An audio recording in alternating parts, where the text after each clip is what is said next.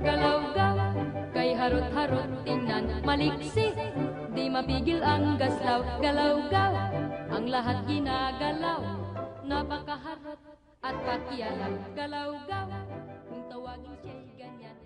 Ang aming pong tema ay buhay at ari-arian ay pahalagaan, ibang pag-iingat at sunog ay sa sariling pamamahay simulan. Yun po ang tema ng aming Fire Prevention Month. At sa ngayon po, sasagawa kami ng bero-bumbero sa Paranas. Patuloy po ang aming information campaign sa ating mga barangay. At meron din po kami mga sinasagawang mga pa-contest, kagaya ng drawing contest, photo contest, essay writing contest, may singing contest din po. Open to students po yun. Elementary, secondary. Singing contest nga na naka-concentrate sa aming mga bumbero.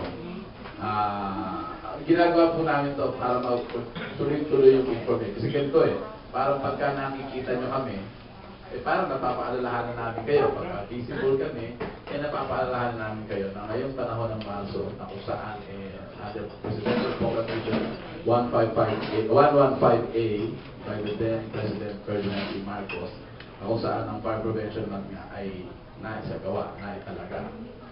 Ayun po, yan ang aming patuloy na gagawin. Ang gusto kong mapakinggan sa Bureau of Fire Protection ay contest ng durability ng mga fire trucks and other equipments na ginagamit ito. Dahil matagal nang nagchichismis na maraming mga previous governments, administration, ay bumili ng mga palpak ng mga fire trucks and other equipments ng BFP. Can you confirm? Siguro in layman's term ay paliwanag ko yung site namin. Ako po, sa bahay ko, meron akong 2 TV. Isang nasa kusina, na bibili kong mga mumurahin, at isang nasa sala na maganda. Ang ating pong kabumberohan ng Pilipinas ay may 18 rehiyon. Kung saan, sa NCR, nagkakaroon ng 25% ng total ng fire incidents sa NCR. Malkiyon, napakaliit ang NCR compared sa buong Pilipinas. At minsan po, doon sa tinatawag natin mga far-flung provinces or regions, na kung saan magkakaroon kami ng sinog na 1, 2, o 3 sa isang taon, na hindi pa namin masyadong kinakailangan ng ganong kalaking, ng ganong kagandang fire truck na talaga namang hindi mo masyadong magagamit. Na hindi kagaya dito sa NCR, na talagang araw-araw, averaging po na kami ng mga 5 o hanggang 7 na sunog. Kung saan yung aming mga fire truck ay talaga namang gamit na gamit. Nagkataon din na noong 2008 kami nagkaroon ng autonomy sa paggastos ng aming pondo. Kaya nung i-plano namin, nagkaroon din ng offer ang Austrian government noong 2008 na makautang kami ng fire truck na napakaganda. Na kung tutusin mo 17 years to pay. At 3.5 years, wala muna kami babayaran. Uutangin ito. At nakakuha kami doon ng 76 fire trucks. Na kung saan, napakagaganda nga at 1% per annum. So hanggang ngayon, hindi pa po kami nagbabayad doon, pero ginagamit na natin. At lahat po ito, itinalaga namin sa NCR. Na kung saan nga, 25% ng fire incidents, buong Pilipinas.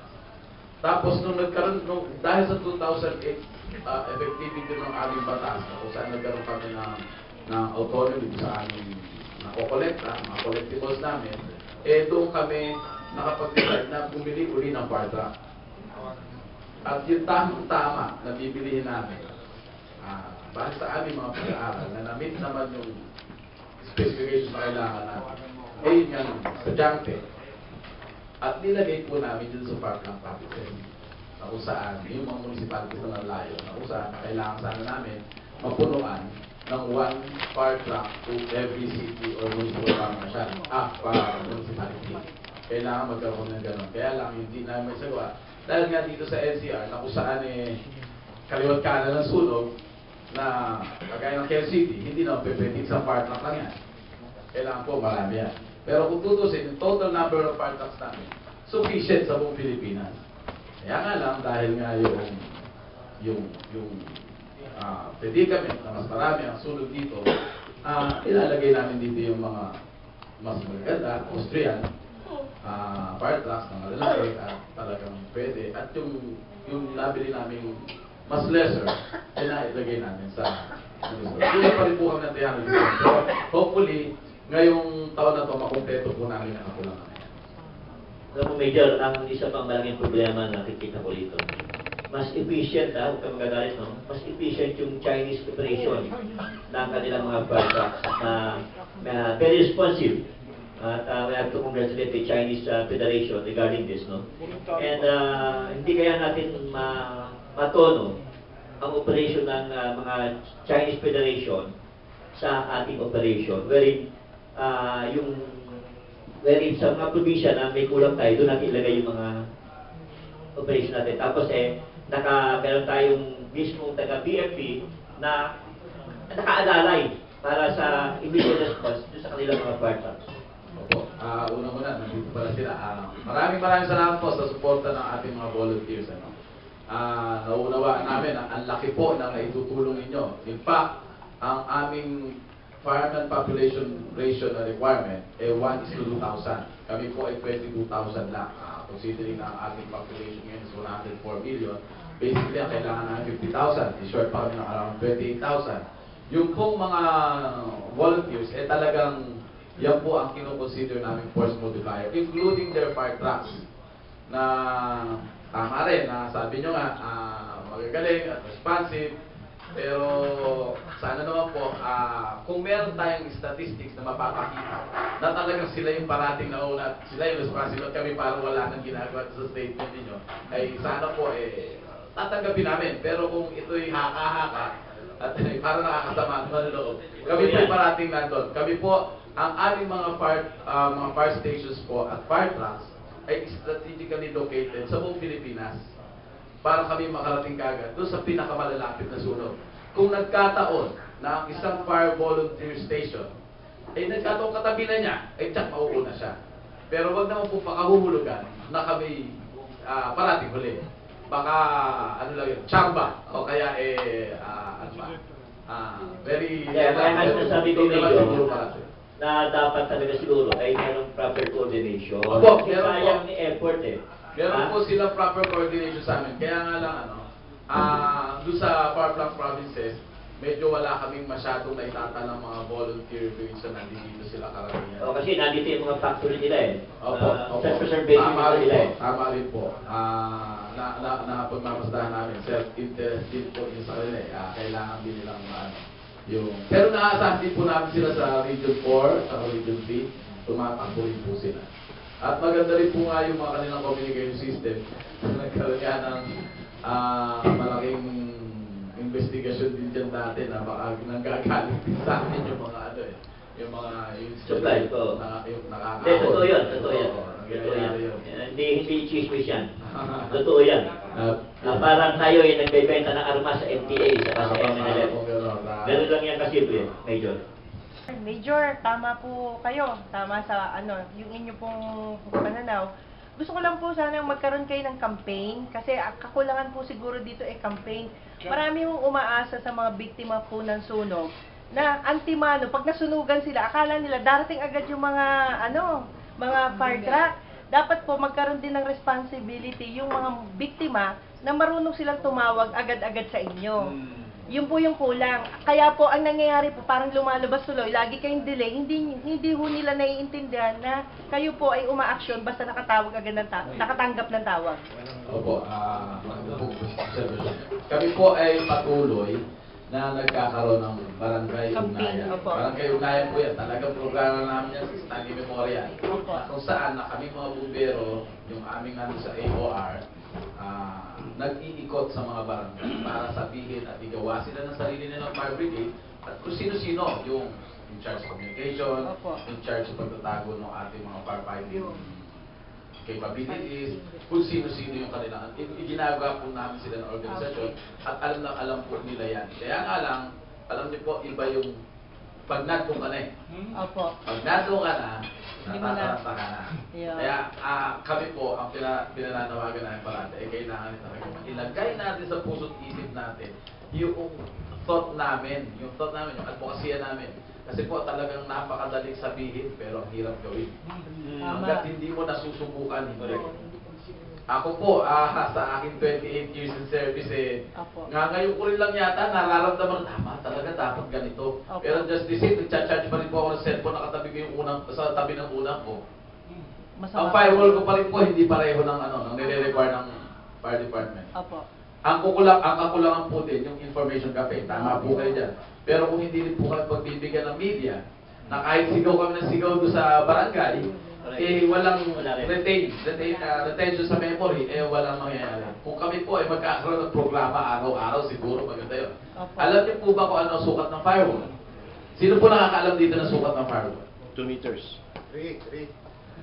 3 meters. Paano yun? Sige. Dapat solid cement, hindi pwede gamitan ng ng hollow block.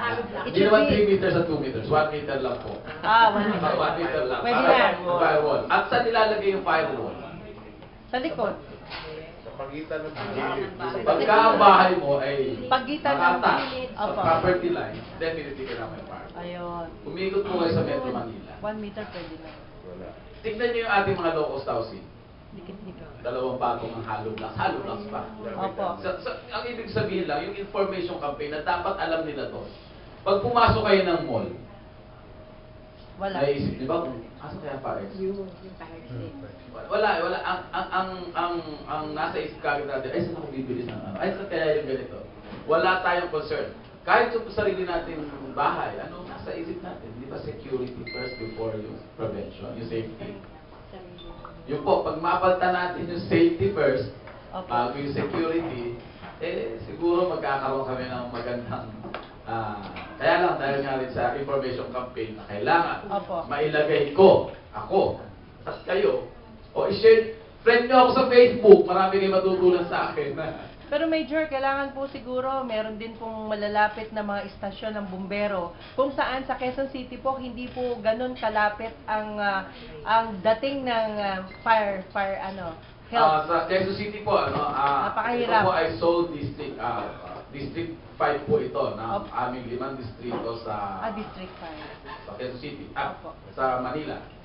Fire District 1 is Manila, 2 yung Kamanava, 3 Pasay, Makati, 4 Paranaque, Las Piñas yan. 5 yung Quezon City. So yan, meron po 5 istasyon yan at meron pang maraming substation, iba-iba na. Siguro nga lang dahil masyado na tayo nagiging populated, yung density natin dito napakalaki na kung saan niya kailangan sana namin 1 fireman to every 2,000 personnel. Yun. At every 2,000 Supposedly. population. Pinipilit namin ma-attain. Kaya lang, hindi pa pwedeng mag-recruit lang kami ng recruit. Pero ngayon po, malaki ang recruitment namin. Na kung wala namang fire truck na may bibigay. Tama. At kung wala namang istasyon na ibibigay ng local government. Di ba? Lahat yan say good. At kung wala rin mga uniforme, na mga bunker code, kailangan sabay-sabay namin yung kunyari, nag-recruit kami ng 2,000 at ilalagay namin sa Quezon City by dispatch, kailangan meron po siya nakaabang na para doon. At kailangan may istasyon na paglalagyan. Kung po bang paghingi ng fire truck, hindi po ba pwedeng i-obliga sa bawat barangay? Siguro yun po ang pinakamaganda kasi yung barangay ang pinakamalapit sa bawat lugar para maging responsible. Sino po ba yung tamang tao na dapat lapitan for that? Kasi alam nyo, napaka-importante po ninyo sa aming lahat at hindi lang po ngayong buwan na to, sana araw-araw, the whole year, nandiyan kayo lagi. Sana nga po, pero parang ngayon ko lang kayo nakikita nakakaaraw ka. Pero hindi po talaga araw-araw kami na gusto makita ng ating mga kabayan. Ay? Ang akala po kasi nila, ang bumbero ay nandun lang, naghihintay ng sunog, tubig at tos lang hawak. Hindi po, kami po ay araw-araw na nag-i-inspection. At in fact, yun ang mas importante naming trabaho. Kung nakikita niyo kami ng tunganga, magpasalamat kayo. Dahil walang sunog. walang sunog. Kaya lang, ang hindi maganda ang impact dahil natutulog lang sila. Pero hindi nyo alam. Opo. Yun nga lang, hindi lahat ng mga businesses nagre-rehistro sa local government. At hindi rin lahat ng buildings Yun ang ay problema. nasa subject sa building official para sa pagtatayo ng mga struktura. Lalong-lalo na po yung mga informal settlers. Hindi po yan kumukuha ng building permit, therefore hindi po kumukuha sa amin ng fire safety evaluation clearance. Kaya magulo po yung program na yan. Pero just the same, in-address po namin yung via our barangay ugnayan nga. Kaya nga kung saan, itong nakaraan, yung Addition Hills, napalagyan po namin ng firehouse cabinet. Doon mismo, sa loob, na kung saan bawal yun. Dahil, ano yun, private property o public property yun, government property eh. Pero naigawa po namin yan via doon, nakikipag-coordinate kami sa mga barangay. Yung pong tungkol sa fire truck sa barangay, nagbibigay po ang fire department, sa collectibles namin, 20% sa local government. Yung local government na binibigay, yung 20% na binibigay namin sa local government, yung mga barangay po, hihingi doon sa local government. Meron po kami pondo binibigay doon para doon din sa paggastos nila sa fire safety campaign. Medyo mayroon lang kung gustong i-comment yan sa inyong programa. No? Maganda yung mga programa nyo. Pero sana bigyan din ng emphasis yung fire prevention. Doon mismo sa mga bahay-bahay. Sapagkat kung mapupuna mo, masasabi natin na ang sunog, nag-uumpisa sa isang maliit na apoy. Maliit na maliit lang. Pero pagka yan ay hindi naapula, yan ay talagang lalago at lalaki at talagang susunugin yung buong bahay. Dito sa atin, hindi natin nabigyan ng edukasyon ng mga tao na dapat magkaroon ng fire extinguisher bawat bahay. Yes. At kasi alam nyo rin naman kung bakit. Kasi kung pumunta ka sa available lang yung mga fire extinguisher niya, doon sa mga sikat na mga hardware, kagaya ng Ace Hardware, yung mga True Value, mga ganyan, at napakamahal. Ang pinakamura dyan, mga 5,000. Hindi ba tayo pwede magkaroon ng technology na sponsoran ng gobyerno na yung mga fire extinguisher na ay mapamura? Halimbawa, maging 500 pesos para lahat ng bahay can afford to buy them. Actually, yun ang kailangan dyan eh. Pangalawa, nabanggit mo lang naman yung sa Kentex, ano? Alam nyo, ako ay abogado ng mga fire officials na na-involve dun sa Kentex. Yung Kentex, kaya nangyari yun dahil sa kapabayaan, kasalanan ng may-ari. Sapagkat, nagpa-welding sila doon sa kanilang ceiling, samantala na doon sa ilalim, ando yung mga combustible materials. Yun ang naging sanhi ng sunog. Yun ang naging sanhi. So, kung tutuusin mo, kasalanan yun ng establishment. Correct. No? And,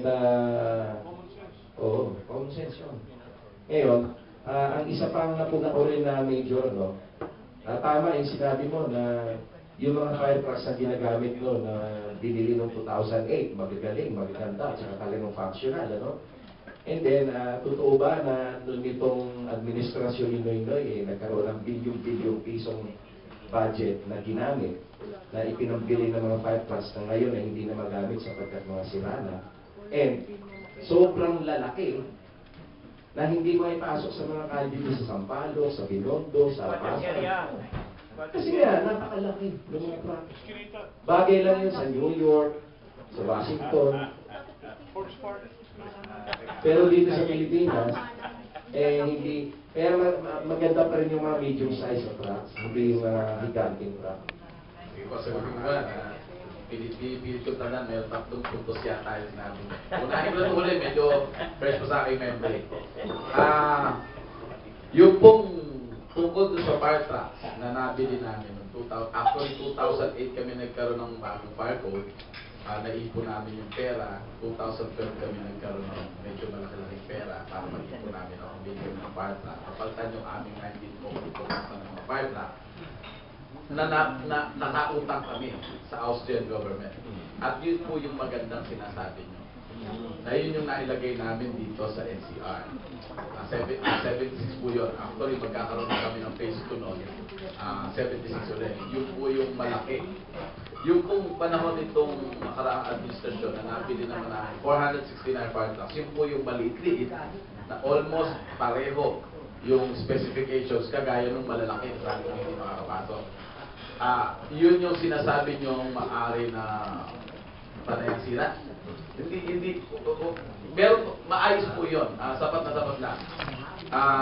Meron din konting mga nagkakaproblema dahil kasi minsan ang nagiging problema namin yung train namin ng mabilisan para gamitin yun ay hindi naman talaga masyado pang kailangan pang turuan ulit para gumanda naman ang performance. Pero just the same, wala pa naman po kami reports na talagang chismis pa rin po yun na talagang hindi nagpa-function yung mga truck namin ngayon.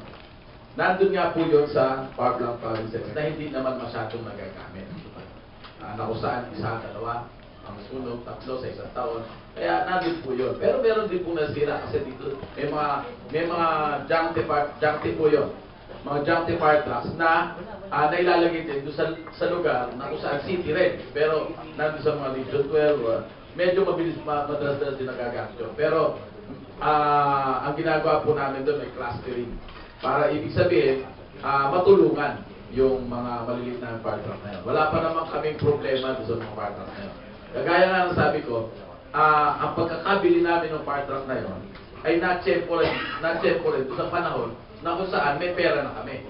Na kailangan din namin ng mas marami. Imagine, noong 2008, nagplano kami, nabili namin 76 fire trucks na utang, na malalaki at magaganda, kompleto ng gamit.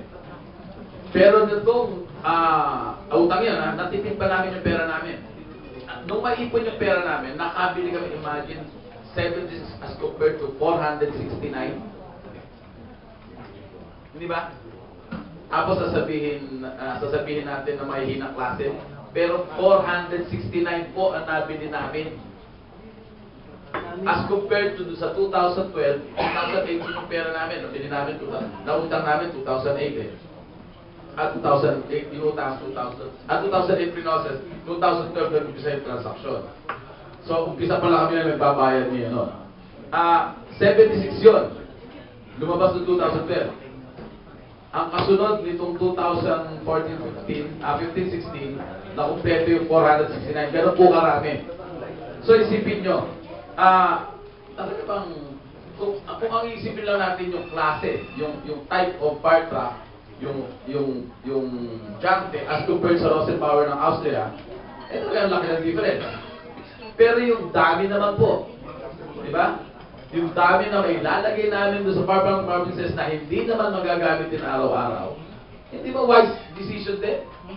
Pero kung hindi po nakikita ng taong bayan natin yun, mahalaga, ang titingnan mo lang talaga, ano itsura nitong binili mo at itsura ng binili mo noong panahon ng nakaraang administrasyon. Tama. Pero ang dami-dami yan eh. Ang laki ng natin eh, na-solve naming problema eh. Di ba? Walang iniwala yung bahay, kunyari, kailangan mo ng communication sa bahay. Pero marami ka namang dito, bibigyan mo yung tatlo mong anak sa tingin sa cellphone, puro sad sila. Pero kaysa bibili ka ng isang globe na iPhone, di ba? Pero nabigyan mo yung tatlo mong anak ng son na, di ba? Magagamit at makukontak ko sila parate. Yun ang ibig sabihin. May ako para. Ang galing ni Major Manalo. Maganda yung mapunto sa'yo. Ako po si Mami Yet Robles, ang mami at babaeng lagalag. At ito ang aking balita, news, para sa kaalaman ng buong Pilipinas at buong mundo, North, East, West, South. Hanggang sa muli! At pakialam, galaw-gaw, kung tawagin siya'y ganyan, kang karot, na trumpong